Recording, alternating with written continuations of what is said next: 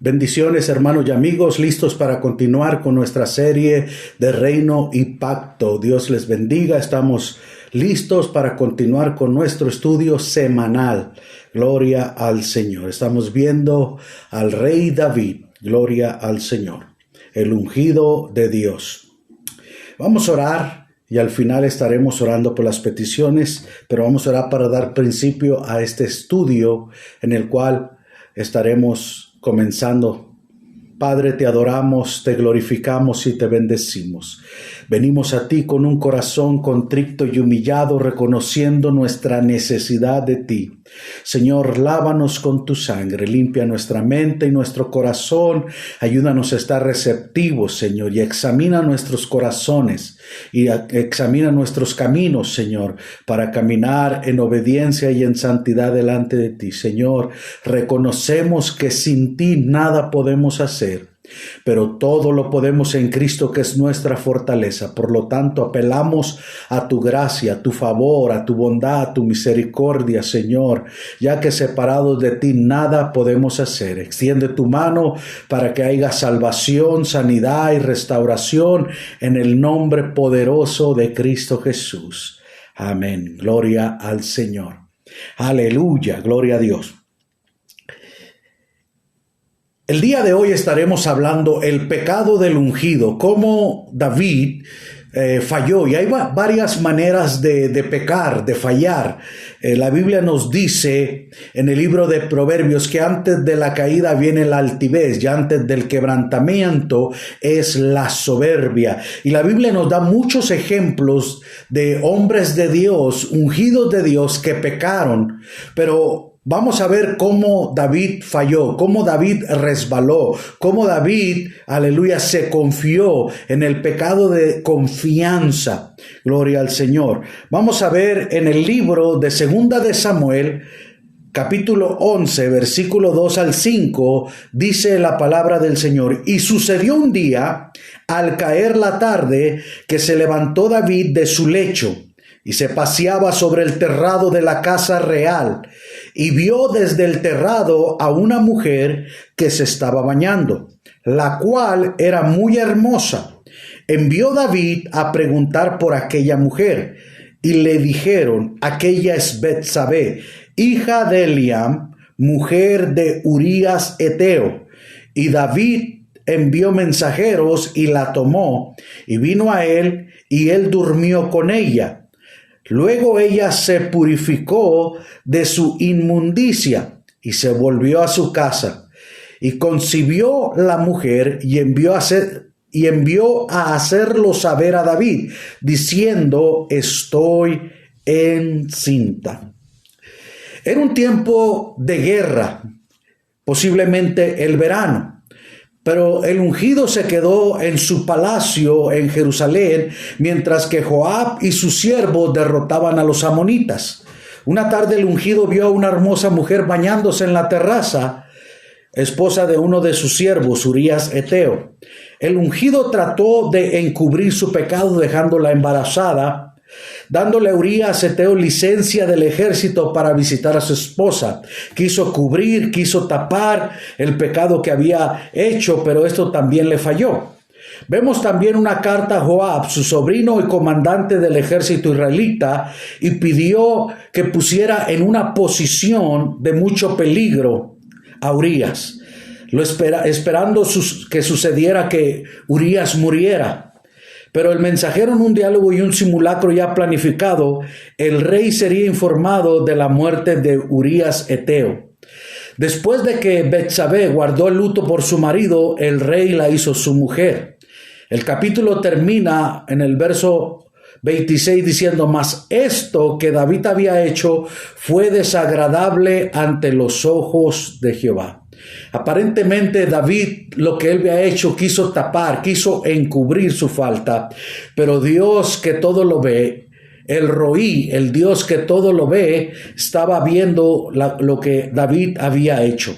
Número 1, vamos a ver la ocasión. En el capítulo 11, versículo 1 dice: aconteció el año siguiente, en el tiempo que salen los reyes a la guerra, que David envió a Joab y con él a sus siervos y a todo Israel, y destruyeron a los amonitas y sitiaron a Rabá, pero David se quedó en Jerusalén. Era un tiempo que los reyes salían a la guerra, era un tiempo de verano, era un tiempo que se prestaba para salir a la batalla y al conflicto. Pero el ungido, como el rey, en ese tiempo de guerra, era también su tiempo. El ungido debe ser un buen administrador de su tiempo. Pablo dice a los efesios que nosotros debemos de redimir el tiempo porque los días son malos. Estamos viviendo en tiempos malos, en tiempos de pandemia, en tiempo de traición, en tiempo de, aleluya, de conflictos emocionales, espirituales, de toda índole. Y hay tiempo, y Eclesiastés en el capítulo 3 dice, todo tiene su tiempo, y a cada cosa se le debe dar su tiempo. Hay tiempo de guerra y hay tiempo de paz, hay tiempo de trabajar y hay tiempo de descansar, como lo expresa Eclesiastés, todo tiene su tiempo. Y nosotros tenemos que saber discernir y administrar. Jesús le dijo, ustedes saben distinguir los tiempos y las sazones. Que va a llover, cuando está nublado, dice, viene lluvia, viene tiempo, pero no saben distinguir el tiempo, así como Jerusalén no supo el tiempo de su visitación, cuando Jesús lloró y dijo, Jerusalén, Jerusalén, que apedreas a los profetas y a los que te son enviados. ¿Cuántas veces quise juntar a los polluelos debajo de sus alas, y no como las gallinas juntan sus polluelos debajo de sus alas, mas no quisiste?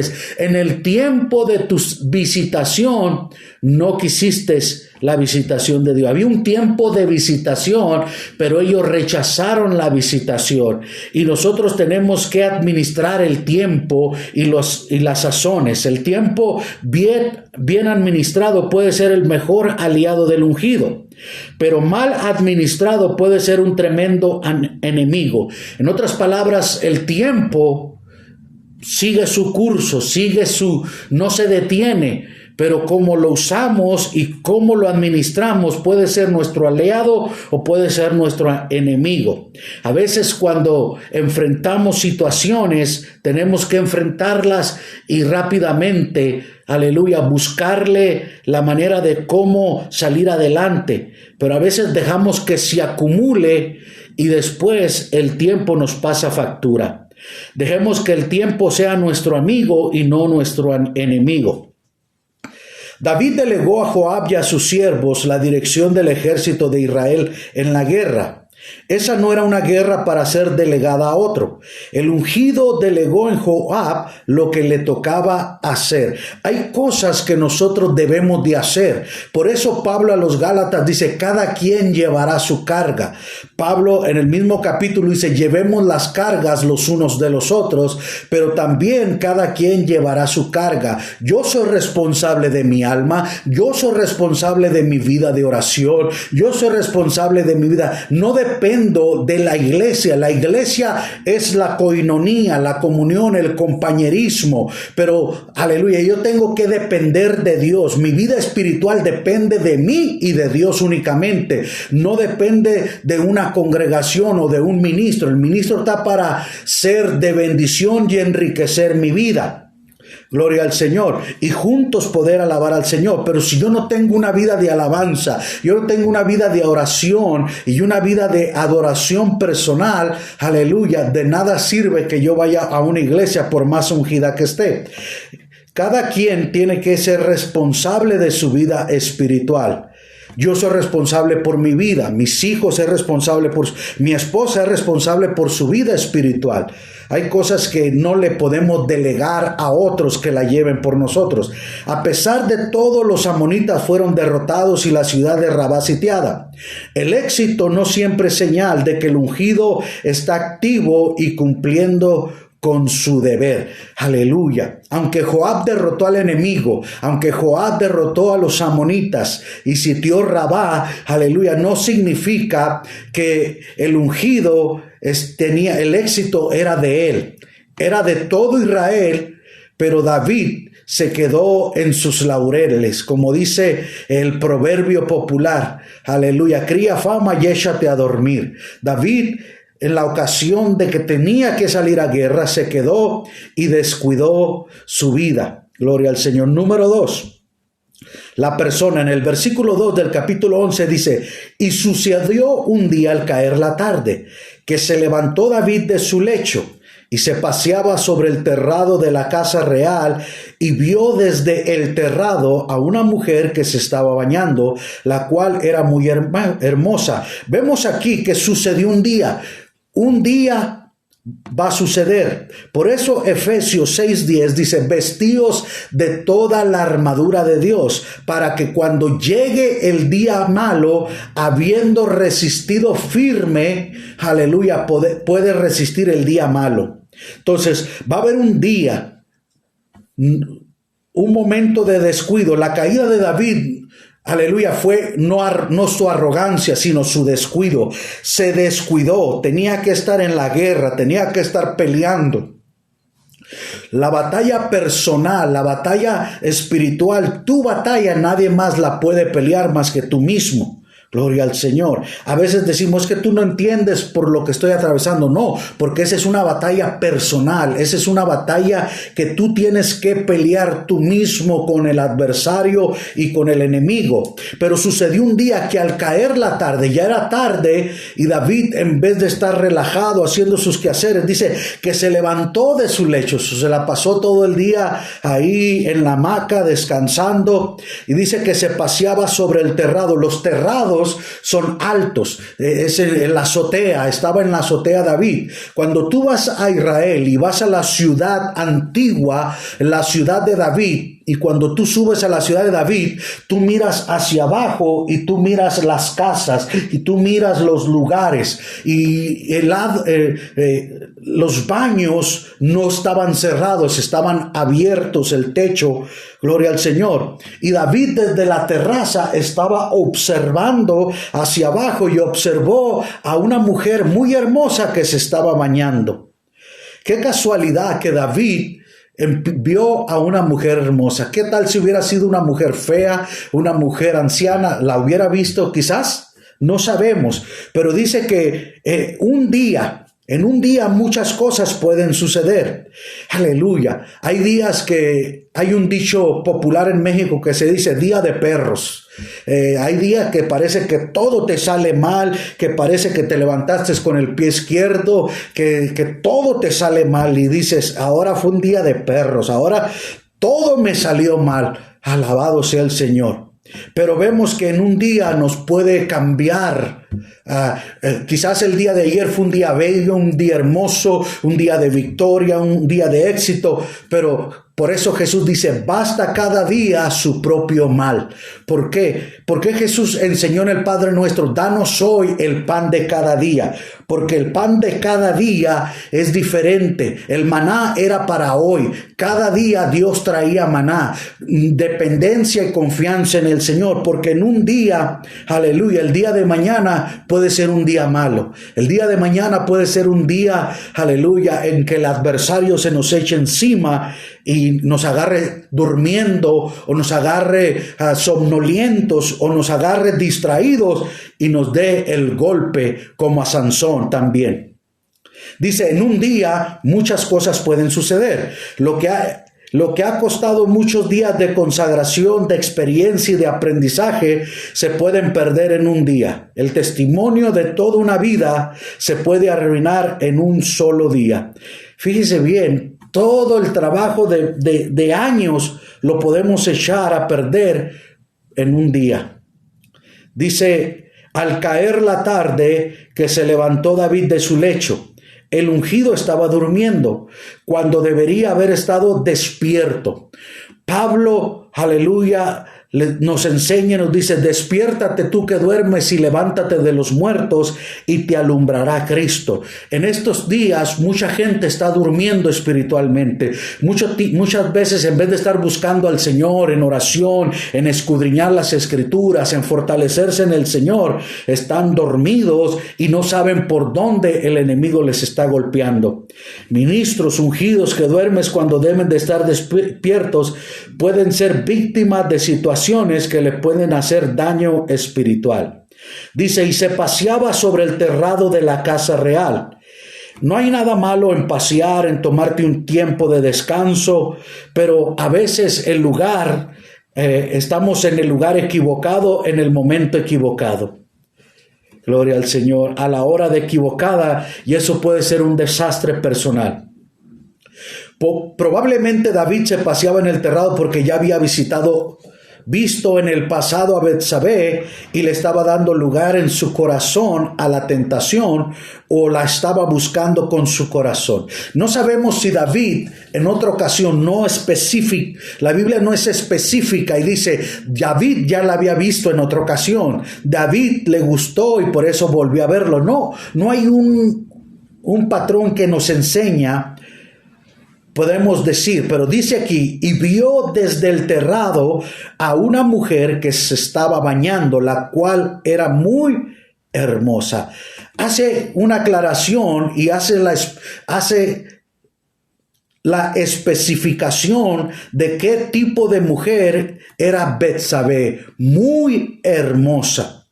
Le llamó la atención a David. David tenía muchas mujeres, mas sin embargo, esta mujer tenía algo particular, algo de hermosura que le llamó la atención a David. Todo coincidió a la misma vez para el ungido. Era como si él estuviera buscando la tentación. Por otra parte, era como si la tentación lo buscara a él. Ya no sabemos si él buscó la tentación o la tentación lo buscó a él. A veces decía un hermano ahí en el barrio, cuando se resbalaba del camino del Señor, decía: una cascarita me resbalé. Ya no sabemos si no viste la cascarita o te resbalaste intencionalmente. Así como muchas personas ven ahí la ocasión y lo hacen adrede. Entonces, no sabemos. Número 3, la caída. En el verso 4 dice: y envió David mensajeros y la tomó, y vino a él y durmió con ella. Luego ella se purificó de su inmundicia y se volvió a su casa. El pecado de Saúl fue contra la autoridad de Dios, el de rebelión. Saúl se había rebelado contra la autoridad de Dios. Por eso Dios lo rechazó. Pero el pecado del ungido fue contra la santidad de Dios, el adulterio. Pecado es pecado, pero Dios trata con más severidad a los que se rebelan contra su autoridad. El ungido, al no refrenar sus pasiones naturales y darle rienda a las mismas, violó la ética ministerial. El que había derrotado a un gigante, había vencido a ejércitos, fue derrotado por una baja pasión. Podemos decir, a un enemigo que estaba invisible. Vio un gigante, lo derrotó. Vio ejércitos y lo derrotó. Pero una pasión no la pudo controlar. Lo derrotó a él. Betsabé no hizo absolutamente nada por mantener la santidad de su matrimonio. No supo decir no. Se acostó con él. Luego se purificó religiosamente y después regresó a su casa como si no hubiera pasado nada. Ambos adulteraban, y la ley al contrato matrimonial era muerte por apedreamiento. Habían pecado contra la santidad. Se habían transformado en un vaso deshonroso. El hombre fuerte se había hecho débil. En minutos se deslizó del esfuerzo que le había tomado toda una vida. Josefo arroja luz sobre este acontecimiento y dice el historiador Josefo: una tarde David fue a pasear por el terrado del palacio. Como era su costumbre, desde ahí vio una mujer muy hermosa bañándose en su casa con agua fría. Se llamaba Betsabé. Cautivado por su belleza, incapaz de refrenar su deseo, envió a buscar a la mujer y durmió con ella. Quedando embarazada, Betsabé le pidió al rey alguna manera de ocultar su pecado, porque según la ley merecía la muerte por adulterio. Las obras esenciales publicadas por la editorial Portavoz de Josefo nos señala varios puntos. Número 1, Betsabé estaba bañándose en su casa con agua fría, posiblemente para señalar que era la estación calurosa de verano, porque era el tiempo que los reyes salen, era un tiempo de guerra, de batalla. Y Betsabé con agua fría bañándose ahí. 2, David paseaba por el terrado como era su costumbre, dando a entender que era notorio a los vecinos y a Betsabé de estos paseos del rey. Quizás los vecinos ya sabían a qué hora David se paseaba por el terrado, pero no sabemos si David se había ido a la guerra. ¿Cómo sabía la gente si David salía? Porque hacían caravanas, salían en grupos y se tocaban las trompetas. No sabemos si se paseaba como una costumbre o los vecinos tanteaban y Betsabé quizás ya sabía y lo hizo intencionalmente. Número 3, la tentación para David fue irresistible. Cautivado por su belleza e incapaz de refrenar su deseo, envió a buscar a la mujer y durmió con ella. Si David tenía la intención y fue cautivado por la belleza, ¿por qué no sació su deseo con su mujer o con una de sus mujeres que él tenía, sino que él fue y quiso ser partícipe y traerla y dormir con ella? 4, Betsabé origina la idea de ocultar el pecado. Le pidió al rey alguna manera de ocultar su pecado. Con esta declaración, Josefo muestra su empatía por David. En otras palabras, el historiador Josefo, aleluya, ella fue la que dice: tenemos que cubrir esta falta. Si no hubiera embarazo, si no hubiera salido embarazada, quizás el adulterio se hubiera podido tapar, pero como había un embarazo, se iba a manifestar.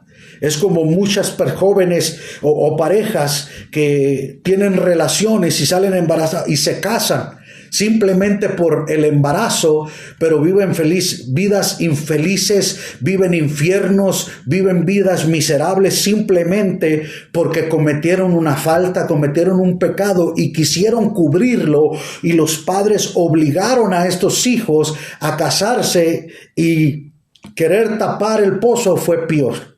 Como dice el dicho el proverbio popular: quieren tapar el pozo después de que el niño se ahogó ya. Y número 5, Betsabé estaba consciente de la consecuencia de su pecado, porque según la ley merecían la muerte por adulterio. Y número 4, punto número 4, el resultado. En el versículo 5 del capítulo 11 dice: y concibió la mujer y envió a hacerlo saber a David, diciendo: estoy encinta. Qué tremendo que una noche, una relación, esta mujer quedó encinta. Vemos que Mical nunca pudo quedar encinta por causa de que esta mujer se rebeló contra Dios. El pecado cosecha pecado. Betsabé quedó encinta en su relación ilícita con el ungido. Al verse en este problema, ella le hizo llegar esta noticia a David: estoy encinta. Si ella no hubiera salido encinta, quizás ambos tendrían más posibilidad de esconderse. Aunque no hay nada hecho en oculto que no salga público, o a oscuras que no salga a la luz. En este año que pasó se han destapado escándalos de líderes famosos, pastores prominentes, evangelistas, escatólogos prominentes, aleluya, que uno pensaba que eran intachables. Uno después de que murió y otros, aleluya, que viven todavía, cuando se descuidaron. vemos que como David, en tiempo de estar vigilando, se descuidaron, se resbalaron. Ahora, como dije al principio, aquí el pecado de David fue, o la caída de David fue por causa de descuidarse. En tiempo de estar peleando, en tiempo de estar en la guerra, él se descuidó y se hizo flojo en su vida espiritual. Pero vemos que Proverbios dice que antes de la caída viene la altivez y antes del quebrantamiento la soberbia. Pero hemos visto líderes que han caído por causa de su arrogancia, por causa de su soberbia. Pero vemos aquí que David, por su descuido, y nosotros en un descuido podemos perder la vida. Si vas manejando y te desvías, en un desvío puedes chocar, puedes tener un accidente, puedes irte a un barranco. Por eso es muy importante. Betsabé se asustó, estoy encinta. En su vientre llevaba la consecuencia del pecado. Era producto del pecado. Por eso en el Salmo 51 dice, en pecado me concibió mi madre. A David esa noticia lo estremeció. Si pudiéramos penetrar su mente y leer los pensamientos de aquel día, esto veríamos ahora. La cosa se me ha puesto muy mal. Si alguien lo descubre, pierdo mi testimonio, tengo que inventarme algo y así cubrir mi falta. David estaba más preocupado por el qué dirán. Adán, cuando desobedeció y se escondieron en el huerto, Dios sabía dónde estaba Dios sabía dónde estaba Adán y Eva.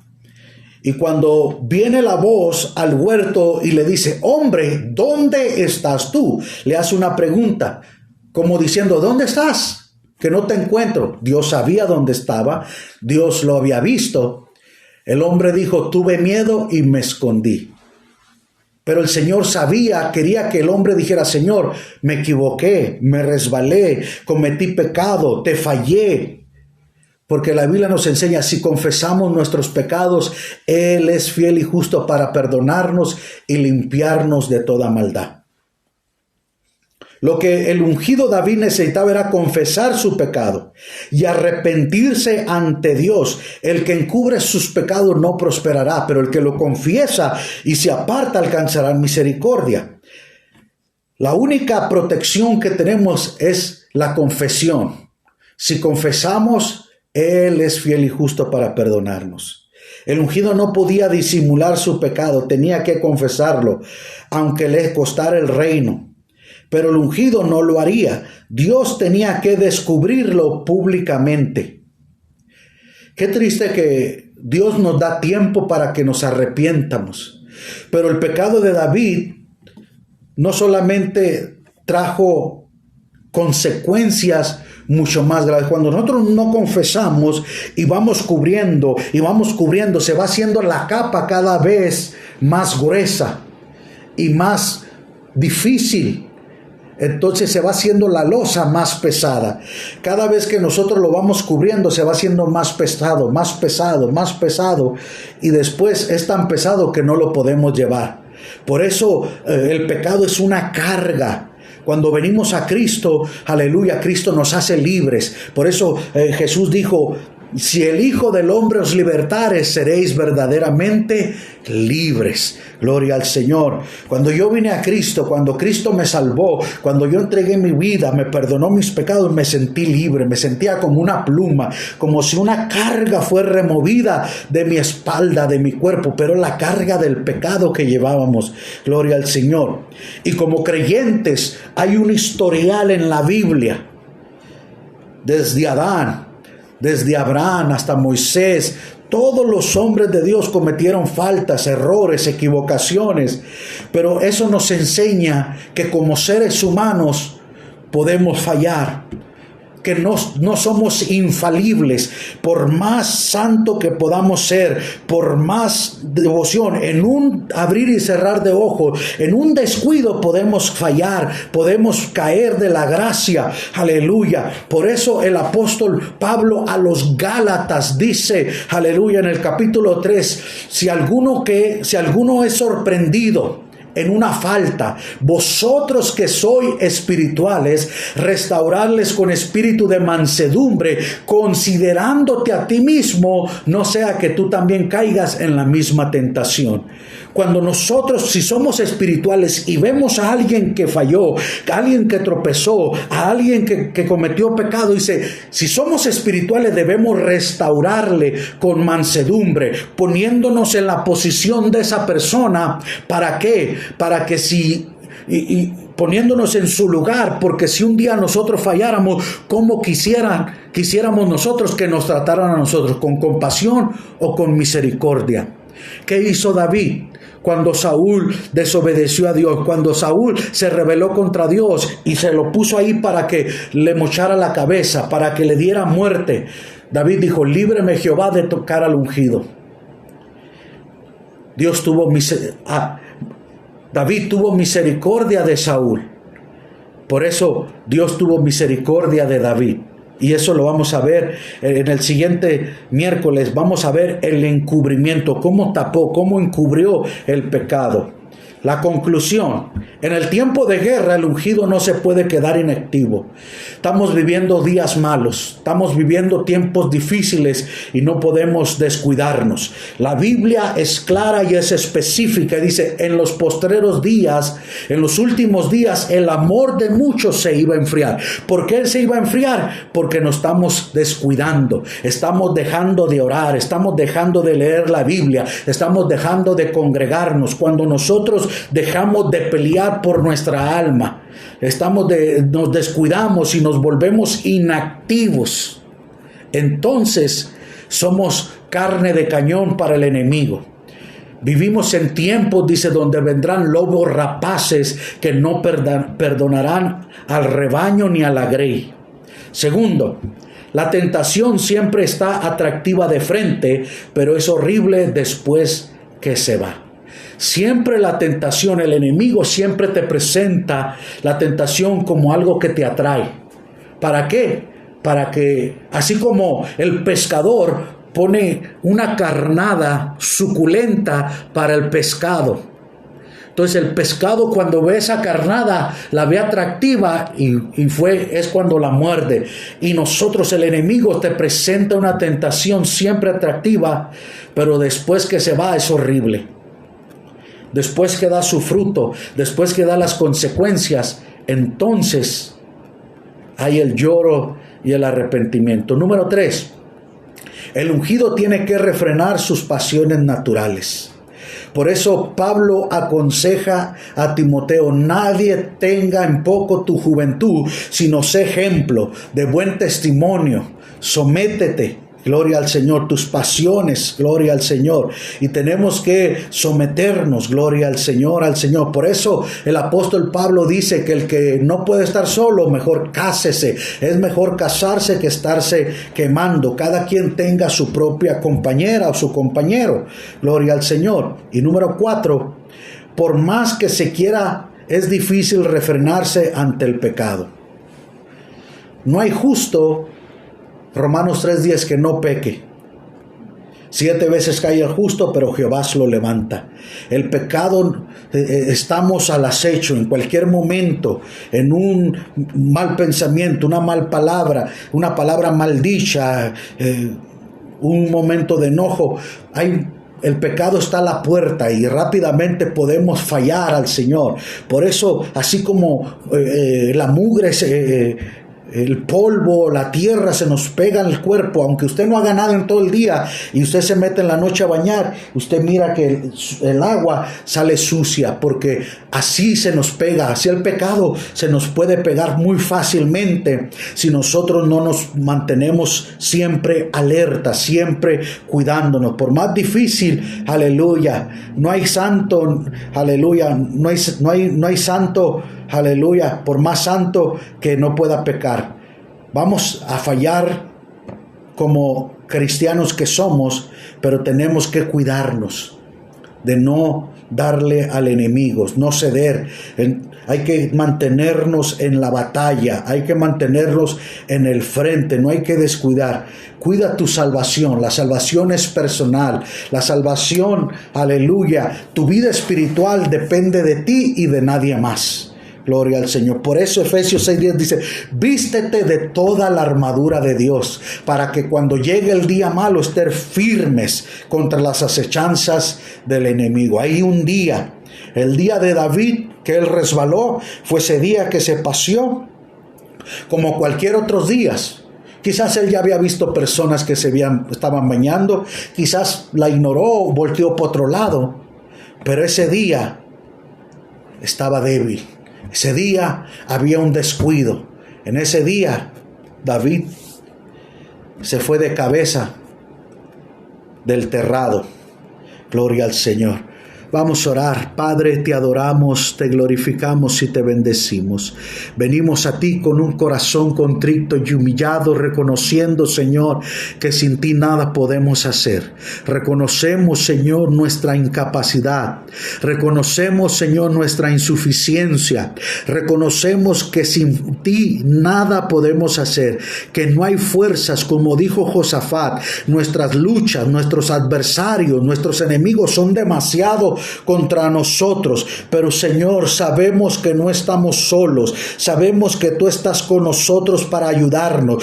Tú enviaste al Espíritu Santo para fortalecernos, para consolarnos, Señor. Mira, Señor, cuántos hermanos han fallado, se han deslizado, se han resbalado, Señor. Ayúdanos a tenderle una mano y levantarlo, a darle la mano, Señor, y levantar al caído, Señor. Aleluya, Señor. A no juzgarlo, a no condenarlo, sino a darle una mano para que se levante, Señor, en el nombre de Jesús. Padre, aleluya, tú estás en el ministerio de la reconciliación.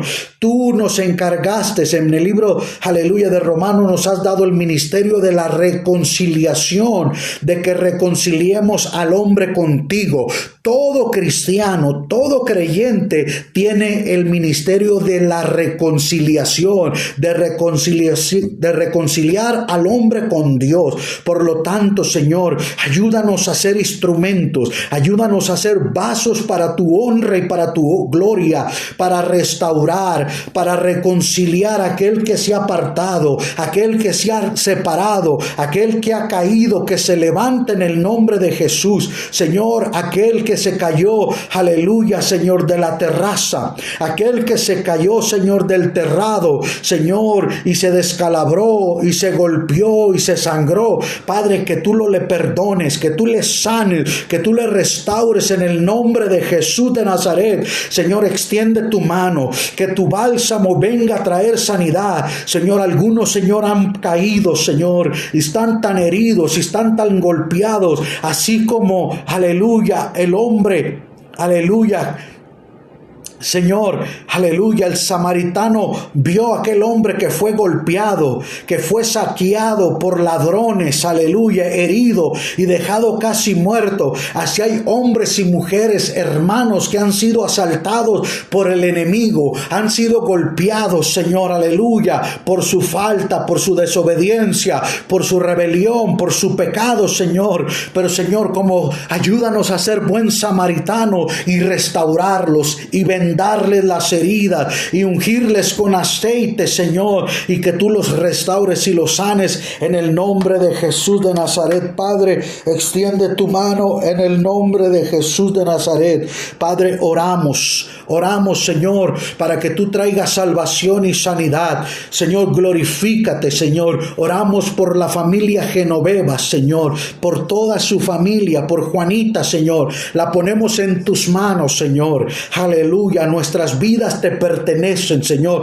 Tú eres soberano, Señor. Y como dijo Dios, Dios dio, Dios quitó, sea el nombre de Jehová bendito. Bendecimos, aleluya, a la familia Guzmán en México, Señor. Trae consuelo y fortaleza, Señor, en esta semana, Señor, difícil para la familia. A la familia Hernández, Señor, trae consuelo y fortaleza. Por la familia Ramos, Señor, aleluya. Guarda su entrada y su salida, Señor. en el nombre que es poderoso. Padre, oramos por Chalito. Toca desde la cabeza hasta la planta de los pies, Señor. Oramos por nuestras familias, oramos por nuestros hijos, Señor. Oramos, Señor, por nuestros hogares, Señor, aleluya. Para ti no hay distancia, para México, Centro, Suramérica. Oramos, Señor, aleluya, por Chile, Señor, aleluya, por nuestros hermanos en Chile, en Perú, que están batallando, Señor, en el nombre de Jesús de Nazaret. Padre, por Centroamérica, Señor, por todos los refugiados, Padre, en el nombre que es sobre todo nombre. Oramos por tu iglesia en América, por los evangelistas, Señor, aleluya, que tú los uses poderosamente para tu gloria y para tu honra, por los pastores, Señor, que están pasando por dificultades, Señor, en el nombre de Jesús, por aquellos que no quieren regresar después de esta pandemia, por aquellos, Señor, aleluya, que se han descuidado, Señor, por aquellos que se han, aleluya, enfriado, Señor, en el nombre de Jesús, anima, fortalece, toca desde la cabeza hasta la planta de los pies en el nombre de Jesús. Te damos a ti la gloria, la honra y la alabanza en el nombre de Cristo Jesús. Amén. Gloria a Dios. Dios me los bendiga, Dios me los guarde. Nos vemos en el próximo domingo con la ayuda del Señor. Recuerda, Él es mi Sar Shalom. Él es mi príncipe de paz. Que Dios me los bendiga, que Dios me los guarde.